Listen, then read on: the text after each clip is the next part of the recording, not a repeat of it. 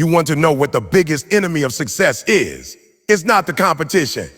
It's not the lack of opportunity. It's not your family, your background, your environment, or your education.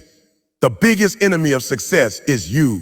It's the voice inside your head that tells you I'll do it tomorrow. It's the fear that makes you second guess yourself. It's the comfort zone you don't want to leave.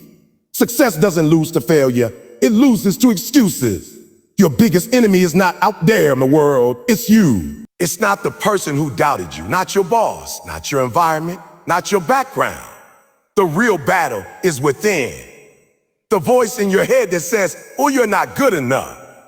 The hesitation that creeps in when it's time to make a move. The fear that paralyzes you from taking that first step. We've been trained to believe that the world is against us. But in reality, the greatest opposition often comes from the limitations we place on ourselves. You tell yourself you don't have time, but then you spend hours scrolling on your phone. You say you're tired, but you haven't even put in enough effort to be exhausted. You say you want success, but every time the alarm clock rings, you choose sleep over sacrifice. The truth is hard. You are either pushing yourself forward or you are standing in your own way. It's easy to blame other people. It's easy to point fingers at what you didn't have growing up. But excuses don't build legacies. Excuses don't create champions. Excuses only serve one purpose: to protect the weaker version of yourself. That weaker version is comfortable.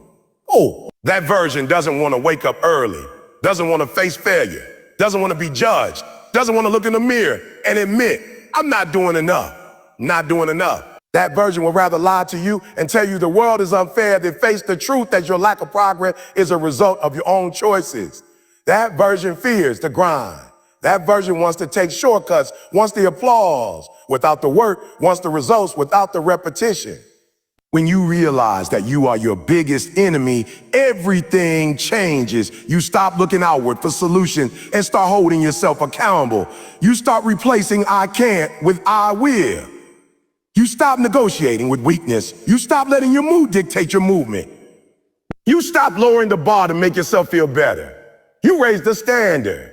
You raise the expectation. You accept that the only way forward is to master yourself. The real battle isn't against competition. It's against complacency. It's not against someone else's success. It's against your own habits, your own discipline, your own willingness to fight. Because success is not about luck. It's not about talent. It's about talent. It's about defeating the internal enemy every single day. It's about confronting the part of you that's scared to grow, scared to struggle, scared to lead, and deciding that today that voice doesn't get to win. Comfort is the silent killer of dreams. It's not loud. It doesn't announce its arrival. It doesn't threaten you. It simply invites you to take it easy, to slow down, to rest when you haven't even earned it. It whispers, you've done enough, when deep down you know you haven't scratched the surface. Comfort convinces you to stay in bed 5 more minutes, to skip the workout, to avoid the risk, to hold back on your ideas. It tells you that where you are is good enough. And if you listen long enough, you start believing that greatness isn't for you, that you're not built for more. But the truth is, comfort is the enemy of growth. And the longer you stay in it, the further you drift from the life you're capable of building. Every dream you've ever had lie other side of discomfort. Every goal worth chasing demands a price: effort, pain, sacrifice, failure. And comfort robs you of the willingness to pay that price. It keeps you stagnant. It traps you in routine. It makes you scared of the unknown. It tricks you into protecting what's easy instead of pursuing what's possible. The reason most people never reach their potential isn't because they're not talented or smart enough. It's because they choose what's familiar over what's necessary. They want the reward, but they don't want the resistance. Growth happens in the stretch. It happens when you're tired, when it's hard, when you're uncertain. It happens in the moments you want to quit, but don't. Comfort has never built champions, never written history. It's never created leaders. Champions are made in pressure. Legends are born in discomfort. The people you look up to, the ones who seem to have it all together, they weren't just born different. They made different choices. They said no to comfort and yes to challenge. They woke up earlier, worked longer, sacrificed more. Not because it was easy, because it was necessary. Every time you give in to comfort, you shrink a little. You start living below your potential. And soon, the dream that once lit a fire in you starts to fade. Not because it wasn't possible, but because you chose ease over effort. You can't want success and avoid discomfort. That's not how this works. Success and struggle go hand in hand. You either embrace the discomfort now or live with the regret later. There's a cost to chasing greatness, but there's a bigger cost in settling for average. Comfort feels good today, but it steals from your future. Taste the fire out of your grind, the purpose out of your pain. The urgency out of your time. Excuses are the silent killers of potential. They sound reasonable, they feel justifiable, and they're easy to make. But every time you choose to make an excuse, you trade in a piece of your goal. You delay your dreams, water down your ambition, and put off the work that needs to be done. Excuses don't show up as loud failures. They show up as small moments where you allow yourself to settle. When you say, I'll start tomorrow, or it's not the right time, or I'm too tired, you're giving power to the part of you that wants to stay average. You don't get to complain about not having results if you're constantly feeding yourself reasons not to act. Success doesn't speak the language of excuses. It doesn't understand why you didn't show up, why you didn't show up, why you didn't commit, why you didn't push. It only recognizes action, discipline, and consistency. Excuses are like chains. They keep you bound to the same place, repeating the same cycles, reliving the same frustrations. And the worst part is you start to believe them. You start to think that your limitations are permanent, that your circumstances define your outcome, that life is somehow rigged against you. But the truth is, most excuses are just fear in disguise. Fear of failure, fear of judgment, fear of discomfort. So instead of facing that fear, you build stories around it. You blame the schedule, the weather, the people around you, the lack of time. But the reality is, if it matters enough, you'll find a way. And if it doesn't, you'll find an excuse. Every successful person has had to overcome something. Lack of resources, lack of support, difficult environments. But they didn't use those things as permission to stop. They used them as fuel to go harder. Excuses don't just waste time. They waste identity. They train you to believe that you're someone who gives up easily, someone who backs down when things get hard, someone who folds under pressure. And once that belief is rooted in your mind, it becomes your reality. The danger of excuses is not just what they stop you from doing in the moment. It's what they convince you to become over time. Someone who talks big but delivers small. Someone who dreams loud but lives quiet. Someone who had potential but never pushed. The moment you stop making excuses, you start reclaiming control. You stop looking for why it won't work and start figuring out how it can. You stop talking about what's in the way and start moving through it. Excuses give you temporary relief, but they cost you long-term fulfillment. Discipline is what separates the ones who make it from the ones who make it from the ones who only talk about making it. Everybody loves the idea of success. Everybody gets excited when they hear about goals, dreams, and vision. But when the excitement fades and the reality of the work kicks in, most people disappear. Motivation is like a spark. It gets you going, but it doesn't keep the fire burning. That's where discipline comes in. Discipline is the fuel. It's what makes you keep going when there's no audience, no applause, no validation, and no results yet to show.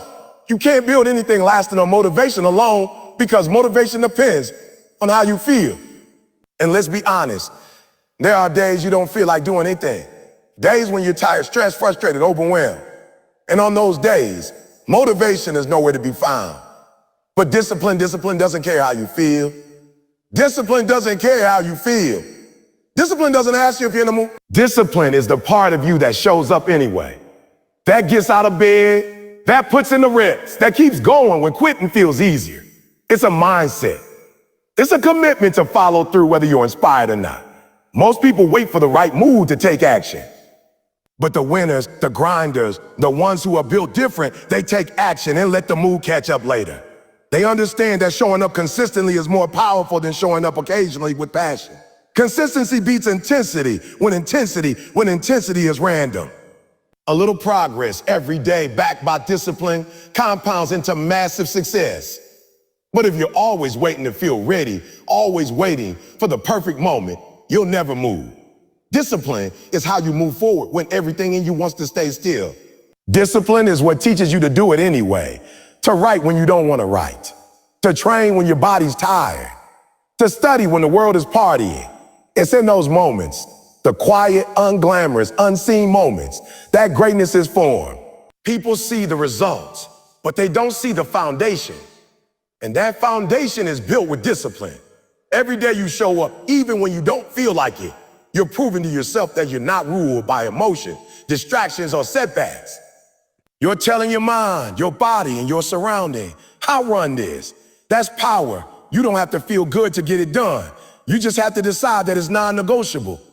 Discipline turns goals into standard. It turns actions into habits. It makes success predictable because it removes choice from the equation. You don't wonder if you'll do the work. You just do it. The weak version of you is the one that always looks for the easy way out.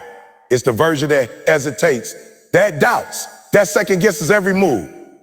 It's the version that's more worried about being liked than being real, more interested in fitting in than standing out. That version wants to keep you safe, not successful.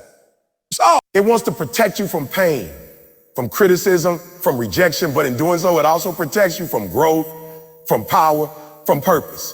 And the truth is, if you want to rise, if you want to become something more, that weak version of you has to die. You can't keep feeding the version of you that skips workouts, that scrolls endlessly, that avoids difficult conversations, that complains more than it creates.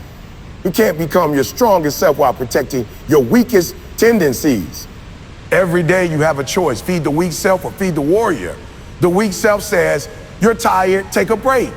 The warrior says, you're tired, but we got work to do. The weak self says, a play is safe, don't risk it. The warrior says, a play to win, even if it hurts. That weak voice isn't going to disappear on its own. You gotta shut it down, moment by moment, decision by decision. And it's not about pretending to be strong all the time. It's about refusing to let the weakness win. It's about recognizing when the doubt is creeping in, when the fear is talking too loud, and choosing to act in spite of it. The old version of you, the one built on fear and hesitation, cannot be the one guiding your life anymore. That version didn't come this far to keep holding you back. You have to replace it with a mindset that doesn't fold when it gets hard, that doesn't back off when the pressure rises, that doesn't make excuses when things don't go as planned. There's a reason you feel uncomfortable when you stay in the same patterns, when you waste time, when you know you're capable of more. That discomfort is the real you, the stronger, better version begging you to take control. But to do that, you've got to be willing to outgrow who you were. You've got to be ready to let go of the habits, the mindsets, the distractions that made you soft. Growth always requires sacrifice. And sometimes the sacrifice is the version of yourself that's been holding you hostage. This is a war between two versions of you. One wants comfort. The other wants greatness. One wants to survive. The other wants to dominate. The only way to win is to kill the version of you that's content with just getting by and step fully into the version that's hungry, focused, and relentless. Success is not built in the spotlight. It's built in the dark, in the silence, in the moments no one sees. Everyone wants the applause, the recognition, the outcome, but very few are willing to grind when no one's watching. The ones who win don't wait for validation. They don't need a crowd. They're not performing for likes or attention. They are working when the world is asleep, sacrificing while others are distracted, committed while others are comfortable. That's where greatness is made, not on the stage, but behind the scenes. When you look at people who've made it, all you see is the end result. The trophies, the titles, the success stories. But what you don't see are the years of struggle, the early mornings, the late nights, the sacrifices nobody ever claps for. You don't see the times they failed and kept going, the days they felt like quitting but did. Because the journey to success isn't glamorous. It's gritty, it's painful, and it's lonely. But that's what makes it real. That's what separates the ones who talk about it from the ones who are about it. Most people don't want to deal with that part. They want the dream, but not the discipline. They want the reward, but not the responsibility. But the truth is, what you do in the dark always shows up in the light. The work you put in when nobody's watching becomes the confidence you walk with when it's your time to shine. The discipline you build in silence becomes the edge that sets you apart when pressure hits. You can't fake the grind. You can't cheat preparation. Sooner or later, the truth comes out. When you're in the dark, that's where your character is tested. That's where you find out what you're really made of. There's no one there to clap for you. No one there to cheer you on. It's just you, your goal, and your will to keep going. That's the proving ground. That's where champions are formed. Not because they're stronger or more talented, but because they're consistent. Because they keep showing up. Because they're willing to suffer in silence for a future they believe in. They understand that real success isn't built in moments of hype, but in moments of quiet, relentless effort. Every rep you push through when you're exhausted, every hour you invest when it feels pointless, every setback you overcome in solitude, it all counts. It all adds up. You may not see the results right away, but the dark is where the roots grow. It's where you lay the foundation so deep that when the storms come, you don't break. So now the question is, what are you going to do? You've heard the truth. The enemy is not out there. It's the doubt in your mind, the fear in your heart, the comfort you keep choosing over greatness. Success doesn't belong to the lucky, it belongs to the relentless. It belongs to the one who's willing to fight the inner battle every single day. You got one life, one shot. And every second you spend playing small, hesitating, making excuses, is a second you can't get back. You don't need anyone's permission. You don't need perfect conditions. You just need to decide right now that the weak version of you has no place in your future. Because the greatest version of you is waiting, but it won't come easy, it won't come quick, and it definitely won't come while you're standing still. You want it? Then get up, lock in, focus, sacrifice, grind, be willing to go all in. No shortcuts, no apologies, no excuses. This is your time. Not tomorrow, not someday, now. The enemy has had enough of your time. It's your time to rise.